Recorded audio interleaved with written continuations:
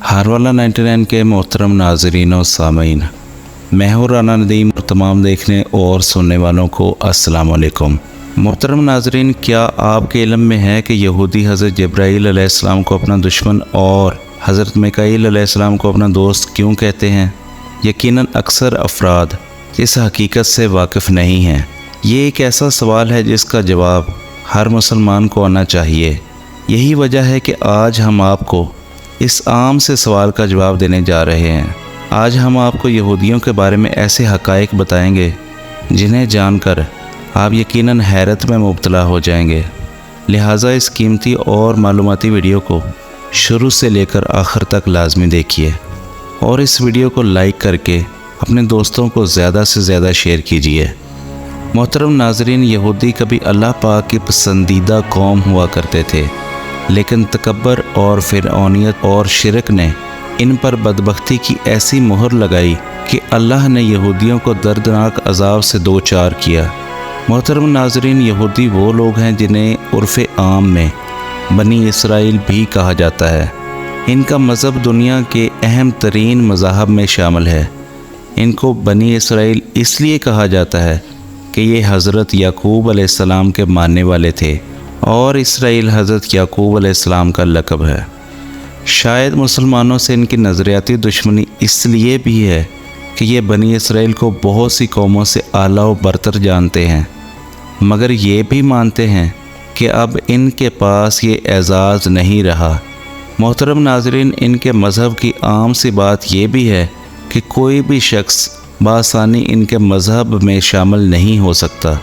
यहूदी होने के लिए आपको सख्त तरीन शराइत का सामना करना पड़ता है और दूसरा, बहुत कम ऐसा देखने में आया कि किसी यहूदी ने अपना मज़हब छोड़ा हो।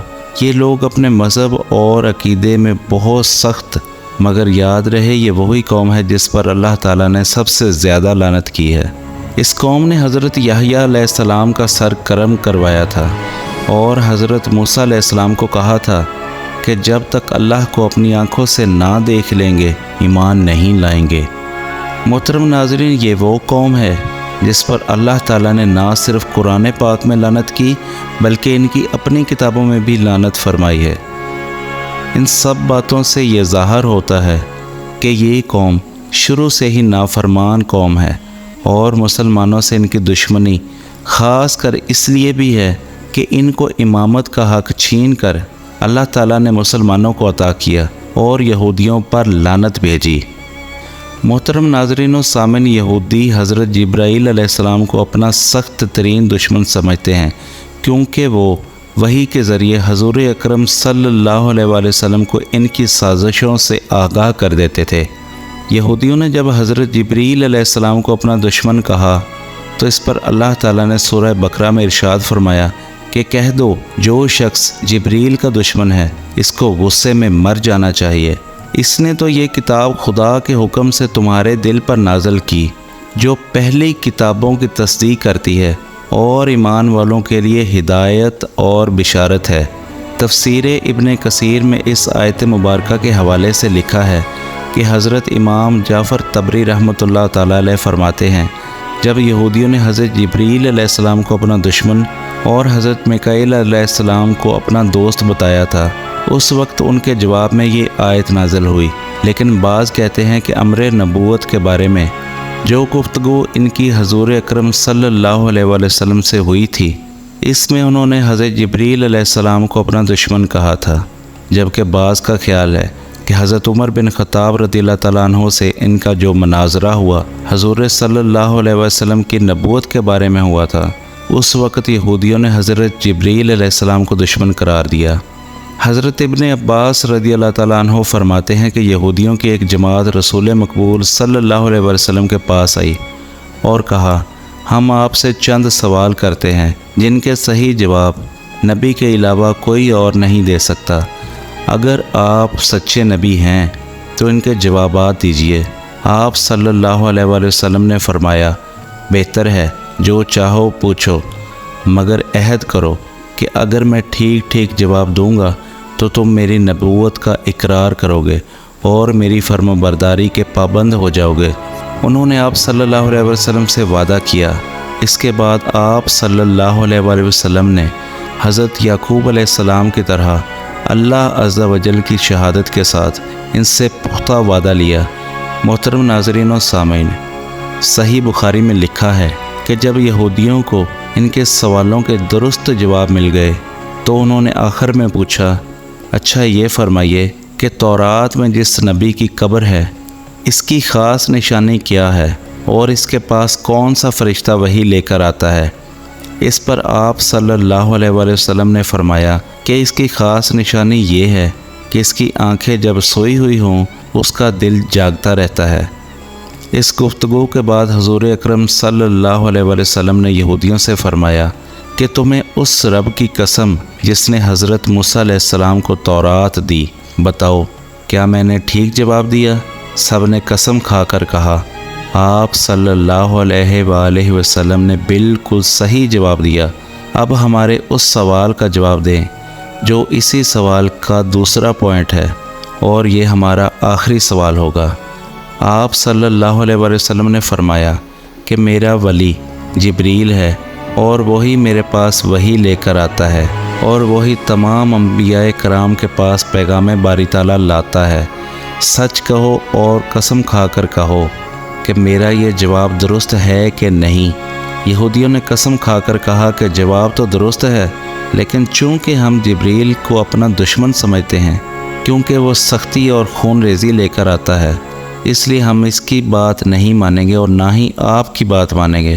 ہاں، اگر آپ صلی اللہ علیہ وآلہ وسلم کے پاس حضرت میکائیل علیہ السلام وحی لے کر آتے ہیں جو کہ رحمت اور بارش کی پیداوار لے کر آتے ہیں تو وہ ہمارے دوست ہیں، ہم آپ کی تابعداری اور تصدیق کر دیں گے۔ یہودیوں کی کتابوں میں حضرت میکائیل علیہ السلام کے بارے میں لکھا ہے کہ قوم یہود کے لیے وہ زیادہ معتبر فرشتہ تھے، جبکہ حضرت جبریل علیہ السلام یہودیوں کے دشمن ہیں۔ محترم ناظرین و سامعین، یہودی شاطر اور چالاک قوم ہے۔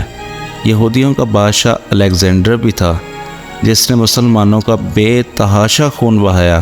کہتے ہیں کہ اس ظالم بادشاہ نے مسلمانوں کا ذبح کیا اور ان کا خون اتنا بہایا کہ گھوڑوں کے سیموں تک جا پہنچا، جس پر الیگزینڈر نے انتہائی مغرور لہجے میں کہا تھا کہ اب بلاؤ اپنے نبی کو اور کہو کہ وہ تمہاری مدد کرے، جس پر سلطان صلاح الدین ایوبی نے قسم کھائی تھی کہ میں یہودیوں کو اتنا ہی ماروں گا جتنا انہوں نے مسلمانوں کو مارا ہے، اور دوسرا میں الیگزینڈر کی گردن اپنی تلوار سے کاٹوں گا۔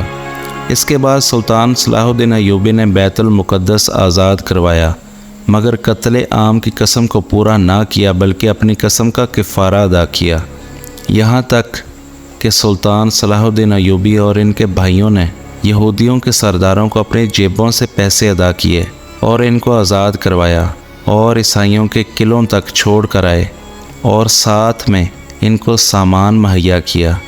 ادھر عباسیوں نے ان کا مال اور ان کی عورتوں پر اپنا قبضہ کر لیا، جس پر یہ کہتے پھر رہے تھے، اچھا ہوتا جو ہم مسلمانوں کے ساتھ ہی رہتے، مگر سلطان صلاح الدین ایوبی نے اپنی دوسری قسم بھی پوری کی اور الیگزینڈر کا سر اپنے ہاتھوں سے قلم کیا۔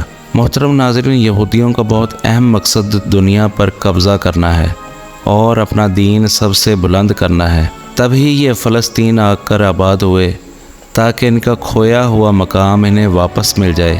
انہوں نے امریکہ کو سود پر قرض دیا اور عباسیوں سے ہاتھ ملایا اور اپنی توپوں کا رخ مسلمانوں کی طرف موڑ دیا۔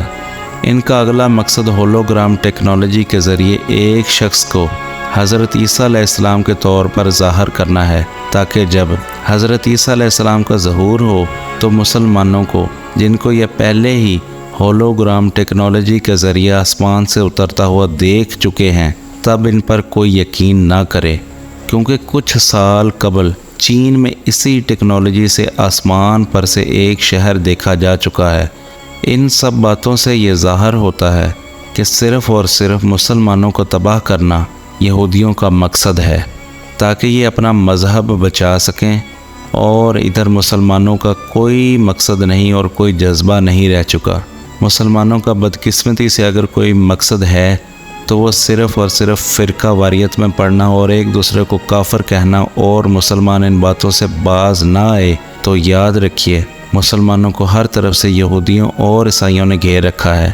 اگر ہم آپس میں لڑتے رہ جائیں گے تو یہ لوگ ہمیں کہیں کا نہیں چھوڑیں گے، لہٰذا ہمیں ہوش کے ناخن لیتے ہوئے یکجا ہونا چاہیے اور ان کے خلاف اکٹھا ہو کر ان کا مقابلہ کرنا ہوگا، ورنہ تباہی کے سوا ہمارے پاس کچھ نہیں بچے گا۔ محترم ناظرین، یہ تھی ہماری آج کی ویڈیو۔ ہماری یہ کاوش آپ کو کیسی لگی کمنٹ کر کے ہمیں اپنی رائے سے آگاہ ضرور کیجیے گا۔ انشاءاللہ آپ سے ملاقات ہوگی اگلی ویڈیو میں، تب تک اپنا بہت سارا خیال رکھیے۔ اللہ حافظ و ناصر۔